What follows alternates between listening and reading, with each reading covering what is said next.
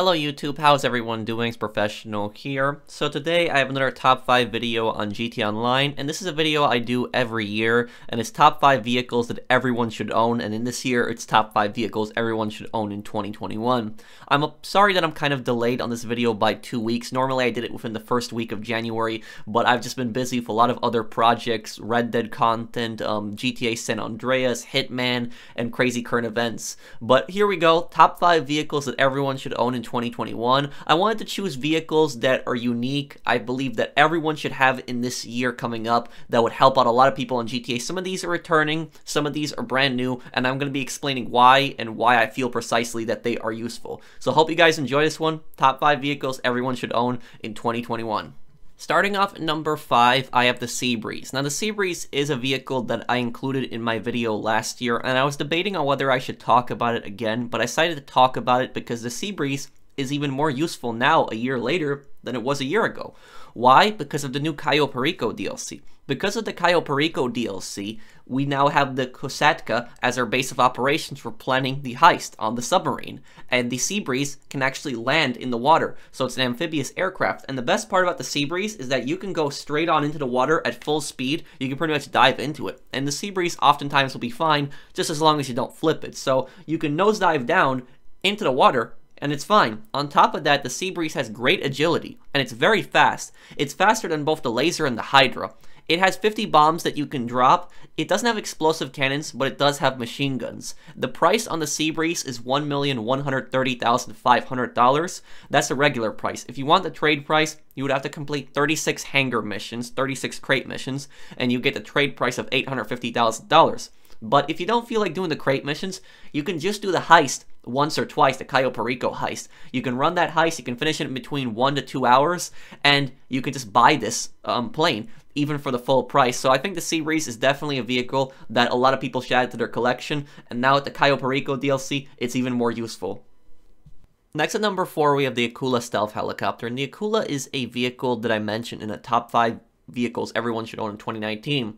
The reason I'm mentioning it again 2 years later is because it's even more important to get it, because the Stealth Annihilator has come out with the Cayo Perico DLC, and the Stealth Annihilator is Cayo Perico's version of the Akula. The problem is that the Akula does everything better than the Stealth Annihilator. Now, a lot of people might be tempted to buy the Stealth Annihilator because it's a newer vehicle, but I'm telling you, the Akula is the better helicopter. Now, the main difference between the two is that the Akula is more of an attack helicopter, where the Stealth Annihilator is more of a transport helicopter. It does have missiles that it can lock on to people, but it doesn't really do much more than that. It has the stealth mode that the Akula does, but the Akula is just much more faster than the Stealth Annihilator. On top of that, the prices are pretty similar, where the Akula is $3,704,000, the Stealth Annihilator is $3,870,000, and you can get nearly $1 million off of each one simply by doing the Cayo Perico heist and using the Stealth Annihilator on the finale if you want the trade price, or if you want the Akula, all you need to do is just do the first setup mission for the Act 1 server farm,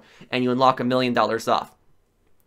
The Akula is even better armored than the Stealth Annihilator. It can take 3 homing missiles versus the Stealth Annihilator, which can only take 1. The Stealth Annihilator can carry 6 people, where the Akula can carry 4, so it does have that one advantage, and the Stealth Annihilator can drop down people, but this drop down rappel feature, I can't see a lot of people using it. The Akula is just overall a better helicopter. If you like air vehicles, if you're big into aviation, then get the Stealth Annihilator too. But the reason I'm saying everyone should get the Akula is because if you're looking for the stealth mode that the helicopter does, you're looking for a helicopter to quickly get around, similar to the Stealth Annihilator, Akula is a much better choice. Just get that one.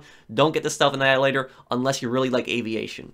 At number 3, we have the Torador Amphibious Car. Now, the Torador is a new car that was added as part of the Cayo Perico DLC, and the car costs $3,660,000. The unfortunate thing about it is that it has no trade price. That's the default price that you have to pay for it, but it is worth it. And the reason it's worth it, in my opinion, is because it has this amazing boost, which you can use to boost up hills, get across the map easily, especially on the highways. The boost is very effective. Now, if it's compared against other vehicles on land that have boost, like the Oppressor Mark 1, the Oppressor Mark 1 is a little bit faster, and the Vigilante is noticeably faster, but the Torador is still one of the fastest vehicles in the game. Additionally, the vehicle has an Amphibious mode. It's very similar to Stromberg, almost the exact same design, where you just hold right in the D-pad on the PlayStation. Believe it's also right in the Xbox. Not sure the key on the PC for this. But you go underwater, you go into amphibious mode, and it's even faster than a Stromberg in just its default mode underwater. But you can also use the boost underwater, and it even has sonar. And with sonar, you can actually find hidden caches, which are $7,500 each. And there's 10 hidden caches each day, which means you can make $75,000 each day with this vehicle easily. But that's not even the best part. The best part about this vehicle is that it has infinite missiles. Infinite missiles. So it's one of the very rare vehicles, one of the few rare land vehicles that has infinite missiles. And I don't know whether this is a glitch. I don't know whether Rockstar overlooked something and this is going to be changed. But as I'm speaking now, it has unlimited missiles. And these missiles are very accurate. They will curve around and hit very small targets. They are even effective at blowing up Oppressor Mark IIs. Now, when I did the Torador review, and me and my friend were testing combat. My friend was trying to blow me up on the Oppressor Mark II. I was trying to blow my friend up. We both blew each other up a few times, but the missiles from the Torador, if they lock onto the Oppressor Mark II, they can hit the Oppressor Mark II with good accuracy and blow it up if that person hasn't used chaff already. And lastly, the vehicle actually has decent armor. It has decent armor. It can actually take 2 RPGs, and it can take 6 homing missiles. 6 missiles, especially from an Oppressor Mark II, that's pretty good for a car. So the Torador, I think that it's one of the best vehicles that's ever been added to the game. It has replaced the Stromberg. It's much better than the Stromberg. And it can also be stored in the Kasatka Submarine. So you don't even need the submarine, but it can be stored in the submarine, so make sure you also keep that in mind.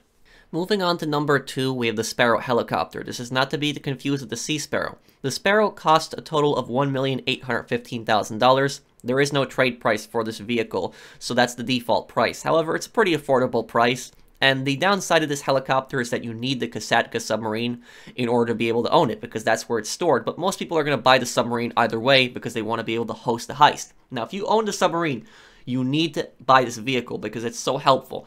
And since the Cayo Perico DLC came out, I have used this helicopter more than any other vehicle. It is so helpful because you can easily land inside the submarine. There's an animation, instantly land inside, and you can also take the helicopter out of the submarine anytime. When you're doing prep missions, this is extremely useful because you just take it, you start the mission, you just take the helicopter out, and you just fly to wherever you need to go to. And as for speed, this is one of the fastest helicopters in the game. You can see from the speed test that I did here with my friend Carlos, which I want to thank him for helping me. I recorded the speed test a few weeks ago, but I never got the chance to upload the Sparrow review, so I decided to include the Sparrow in this video. This is when there was still snow in the game. But as you guys can see from my speed test, the Sparrow is much faster than the Buzzard. It's much faster than the Buzzard. And on top of that, it's much faster than the Oppressor Mark II. That's right.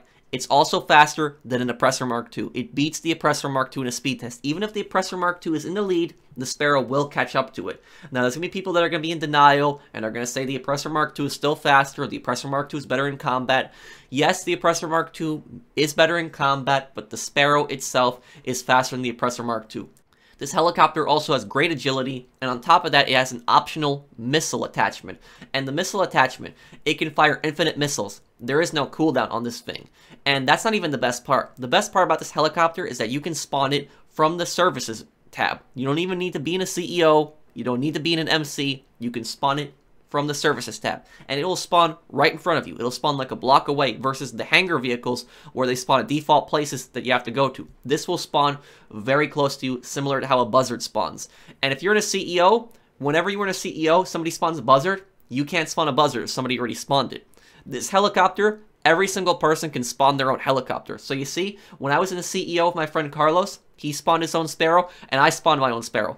This means that this helicopter can be spawned by every single person in a CEO or an MC, meaning that every single person in the game now has an easy transport that they can call in instantly. It's not a certain vehicle that's hogged like the CEO Buzzard.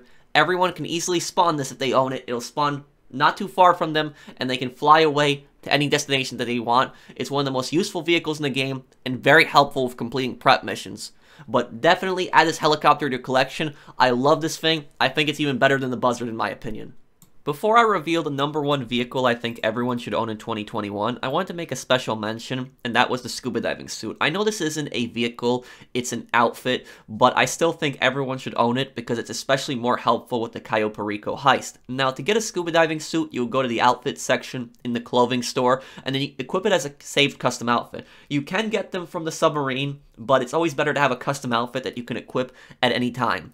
And this outfit, the scuba diving suit, whenever you're underwater, automatically equips, and it allows you to hold your breath forever, and on top of that, allows you to swim underwater much faster. Very useful for getting to the submarine, very useful for doing a lot of missions, especially on the water. And #1, the #1 vehicle that I think everyone should own in 2021, and I think a lot of people are going to agree with me on this, is the Kasatka Submarine. Now, the Kasatka Submarine is one of the most expensive vehicles in the game, and most expensive on this list. If you plan to buy all the upgrades for this submarine, you're going to be spending around $9 million.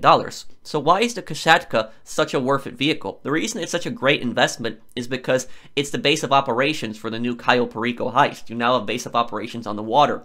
And if you want to be able to host your own Cayo Perico heist, you need to buy the submarine. And buying the submarine just for the heist itself is definitely worth it, because think about it this way. The Cayo Perico heist is the best way to make money in this game, in my opinion, right now, because you can do the entire heist solo, and you can finish the heist between 1 to 2 hours. I know some people would say you can finish the heist in an hour if you really rush it, but I think a more realistic time, if you do the missions, is between 1 to 2 hours. So every 1 to 2 hours between that, you can finish the Cayo Perico heist, you can get over $1 million solo, so you can easily, eventually, get your money back for this. The Cayo Perico heist is a great way to make money. But other things the submarine has, it also has a sonar station. The sonar station allows you to look for other submarines underwater, but also for those hidden caches. But remember, the Torador also has this feature. It has guided missiles, which is a unique weapon to the submarine, where you can actually fire remote control missiles, and these can actually fly for some distance. I believe it's for around a mile before they blow up on their own. But also, it has a moon pool vehicle storage. And the moon pool vehicle storage, you can store the 3 vehicles. You can store the Sparrow, the Avisa submarine, and the Torador. Now, if you want to be able to own the Sparrow, you got to own the submarine, like I said. So, the Sparrow, one of the best helicopters in the game, you can now store it inside the Kasatka, easily fly it inside, easily fly it outside. Great for doing prep missions. Overall, great helicopter put in there. You can have the Avisa submarine, but that submarine's not as good as the Torador. The Torador, you don't need the submarine in order to own a Torador, but you can also store it inside, which is definitely a nice addition. It also has a weapon workshop, which is the exact same that you had in the arena workshop, the MOC, and the Avenger. It's the same weapon workshop, but you also have that option. On top of it, you can also control the Kasatka submarine. And I was very surprised by this, because the first time that I saw this submarine, I was like, oh, Rockstar's not going to let us control this. They're probably just going to let us move it, but they're not going to actually let us pilot it. But I was very surprised when they actually let us pilot it. And it's actually a lot of fun using the submarine. It is kind of slow, but it's very fun driving this thing underwater, surfacing, moving around with it. In terms of transportation also, this sub additionally has a fast travel option, very similar to Yacht. But the difference between the Yacht and the Kasatka is that the fast travel is actually much more worth it. Now, before you finish the heist, it's going to be 10 grand each time you want to fast travel, but when you complete the heist, it's going to be $2,000 each time, which isn't a lot of money in GTA, so you can easily fast travel around the map, and it also helps with preps, because you can fast travel the sub right next to the prep. It's a great all-around vehicle. You can despawn it, you can call it in whenever you're doing a mission, deliver the item or anything else that you have to deliver to the submarine.